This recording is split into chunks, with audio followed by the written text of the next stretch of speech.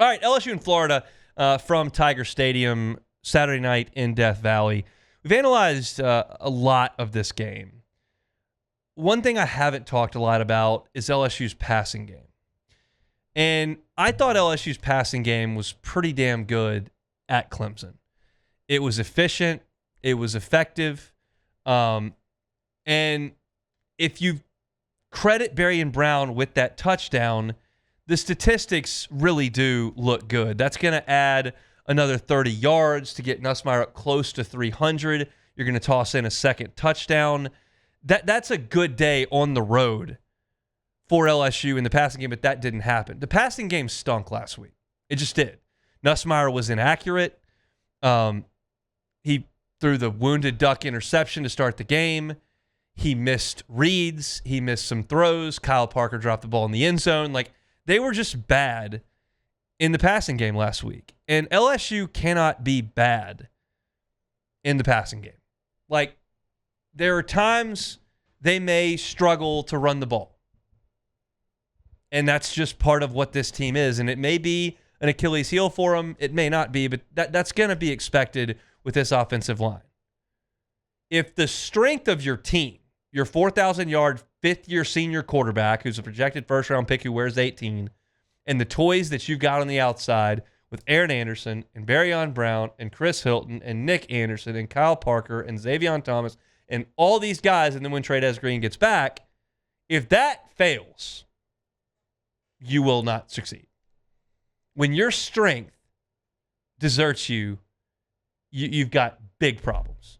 Because LSU's second pitch here, which is the running game and the screen game, like it's not going to carry you.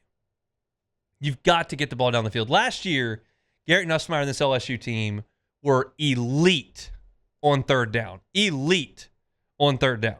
You were sixth in the country in third down conversions. And that was not because you pounded away at teams and were constantly in 3rd and 2. That's because you had a quarterback, a wide receiver group, and an offensive line that were able to consistently pick up that 6-8 yard play that you needed. Mason Taylor was a big part of that. Kyron Lacey was a big part of that. But you've got enough guys on this team to make that happen. Now, I was concerned with Garrett Nussmeier's that interception he threw last week. I didn't see him miss a throw like that all year. And we asked him about it on Tuesday. He said, just happens. Quarterback, you miss a throw. Maybe that's true, but I did not like what I saw. Florida, in 2 games this year, faced essentially a triple option team in Long Island. They were in the shotgun, but it's basically a triple option offense. And then they faced a South Florida team that has a good quarterback, but he's very athletic and runs around.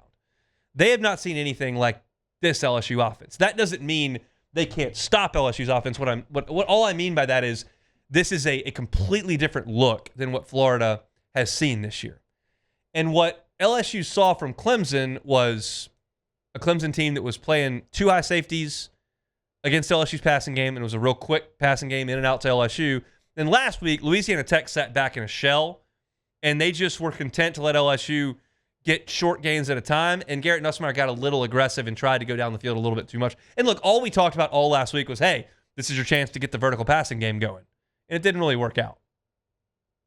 But you need to make some plays through the air in this game on Saturday night. Like, and some of it, I was listening to Richard Dixon on Live at Lunch earlier today, and he was talking about watching the tape, and Garrett Nussmeier just wasn't taking what was there. He was forcing the ball.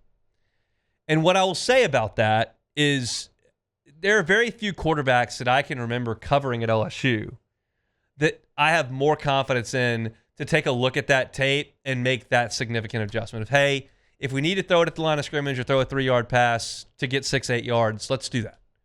I know it's important that LSU get the downfield passing game going. We talked about it all last week. That helps you out in the running game. That makes big plays. That gets the stadium going. That's important. But you can't abandon your strength to do it. And I think Garrett Nussmeier's strength as a college quarterback is playing point guard, just distributing the ball here and there to these really good players. Make Florida go tackle these guys. Make them tackle Aaron Anderson. Make them tackle Berrien Brown. Make them tackle Chris Hilton. Make them tackle Bauer Sharp. Make them tackle Caden Durham. Make them tackle Harlem Berry. And if they do it, make them do it again. It's important to get this passing game going. Here's the deal.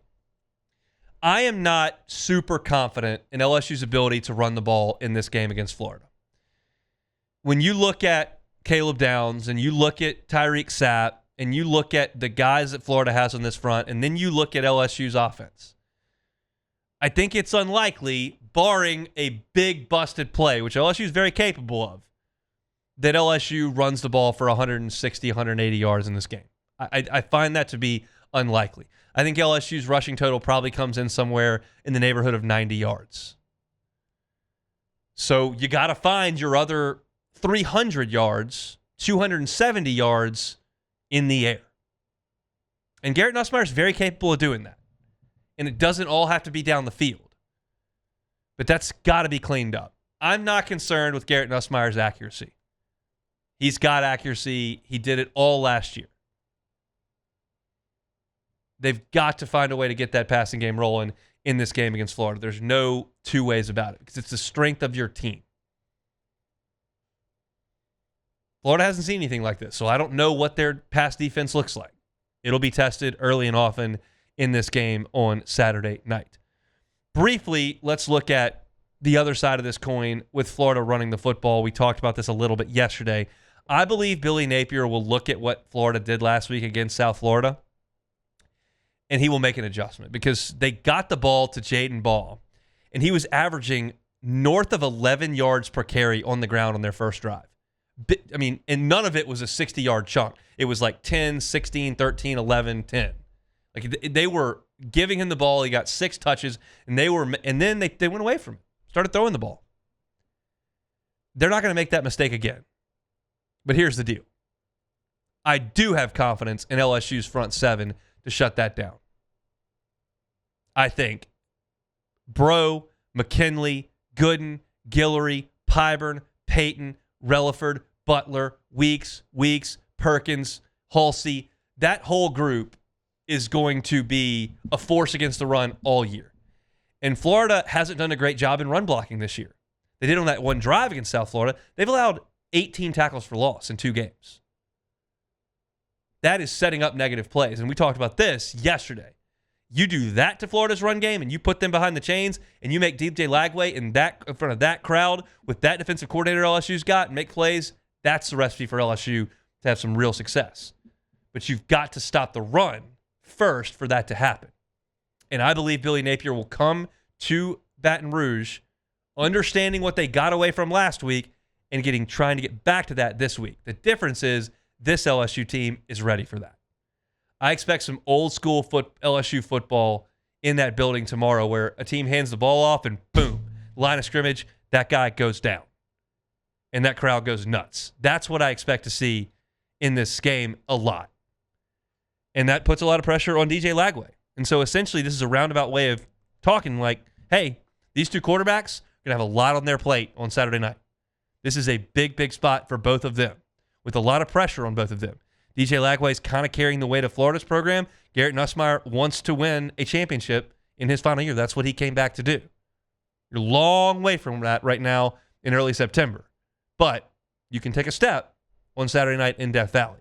I think these 2 quarterbacks are going to have to be on their A game to win a game. I think it's going to be a close scoring game. And I think that it's going to be entertaining inside Tiger Stadium. There's a lot of talent on this team. Make no mistake. Like, Florida got embarrassed last week. That is not to discredit the talent they've got on that team. And that includes the offense, which stunk last week. You've got an All-American center. You've got a 5-star quarterback. You've got Jaden Ball, who's an all-SEC type running back. Trey Wilson was a 5-star recruit wide receiver who's explosive as a playmaker. We've talked about the 2 defensive linemen they've got. Like, Florida's got dudes. This is Billy Napier's best roster by a good bit. Last week was a stunner. And it's embarrassing, but it doesn't mean they can't play. LSU can too. It's going to be a wild one inside Tiger Stadium. I'm excited to get to it. Hey, thanks for watching Hunt on LSU. Before you get out of here, do us a couple of favors. Hit that like button, leave your comments below, and subscribe to the channel for all your Fighting Tiger football talk. See you next time.